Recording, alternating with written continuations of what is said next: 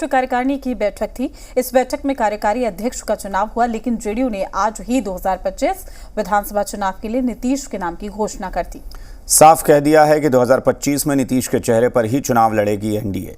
आखिर इस बयानबाजी के मायने क्या हैं, इस रिपोर्ट में देखिए। प्रधानमंत्री स्वयं और बिहार की पार्टी घोषणा कर चुकी है कि 2025 का चुनाव सिर्फ और सिर्फ नीतीश कुमार के नेतृत्व में लड़ा जाएगा।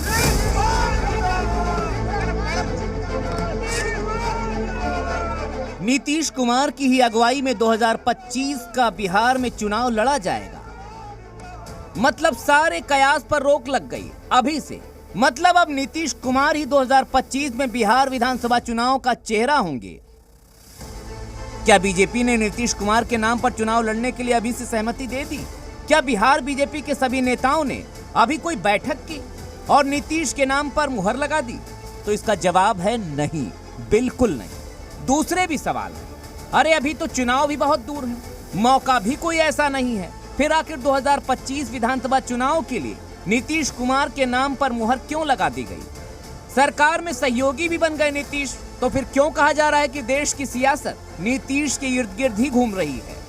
आखिर इन बयान के मायने क्या हैं? नीतीश कुमार जी के इर्द गिर्द ही राजनीति घूमती है, ये देश की राजनीति में 2024 के चुनाव परिणाम ने स्पष्ट कर दिया है। तो इन सारे सवालों की चकरघिन्नी के पीछे है जेडीयू का एक खुला संदेश जो वो बीजेपी समेत समूचे एनडीए को देना चाहती है, खुले मंच से देना चाहती है कि केंद्र में भले ही मोदी सबके मुखिया हैं, बिहार में मुखिया का ताज अभी भी नीतीश कुमार के ही सिर पर है और इसके खिलाफ कोई गलतफहमी नहीं होनी चाहिए। अब सवाल ये है कि अभी ये बात क्यों उठी? तो इसके पीछे है बिहार बीजेपी के नेता अश्विनी चौबे की 2 दिन पुरानी ख्वाहिशें। क्या ख्वाहिशें हैं वो भी सुन लीजिए। हम पूर्ण बहुमत के साथ भारतीय जनता पार्टी अकेले अपने दम पर आए और एनडीए को भी, अपना सहयोगी दल को भी आगे बढ़ाए। ये हमारी मंशा है।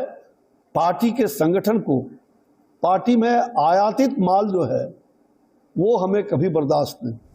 ये जो बयान है ना, इसी बयान के बाद आज जेडीयू के कार्यकारी अध्यक्ष के नाम की घोषणा वाली बैठक में 2025 की भी घोषणा कर दी गई। हम छोटे मोटे नेता के वक्तव्यों पर बयान नहीं देते। प्रधानमंत्री एनडीए के सबसे बड़े नेता हैं। लेकिन क्या सिर्फ अश्विनी चौबे के नाम पर जेडीयू की तरफ से इतना बड़ा बयान आ गया?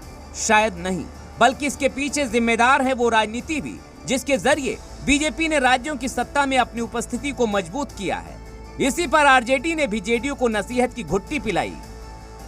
जेडीयू को सोचना है, बीजेपी तो वैसे भी सभी क्षेत्रीय दल को समाप्त करना चाहती है, जेडीयू को ही समाप्त करेगी बीजेपी, ये सबको पता है। अब आदरणीय नीतीश कुमार जी को सोचना है कि क्या करना है। जेडीयू बिहार में अपने अस्तित्व को लेकर कितनी सजग और सतर्क है, उसको इस बात से भी समझ सकते हैं कि जेडीयू की 2 दिन की राष्ट्रीय कार्यकारिणी की बैठक में 2025 चुनाव में नीतीश कुमार के नेतृत्व का मुद्दा उठाया गया। बैठक में कई चर्चा हुई, जिनमें 2025 का चुनाव नीतीश कुमार के नेतृत्व में लड़ने पर फैसला हुआ। बिहार के लिए विशेष आर्थिक पैकेज की मांग का प्रस्ताव पास किया गया। आरक्षण पर पटना हाई कोर्ट के फैसले को सुप्रीम कोर्ट में चुनौती दी जाएगी, ऐसा भी रखा गया। पेपर लीक को भी लेकर बैठक में प्रस्ताव पास हुआ। तो जेडीयू को पता है कि बिहार से लेकर केंद्र तक में मजबूत रहना है, तो बिहार की सियासत की लगाम को अपने हाथ में रखना बहुत जरूरी है। ब्यूरो रिपोर्ट, जी मीडिया।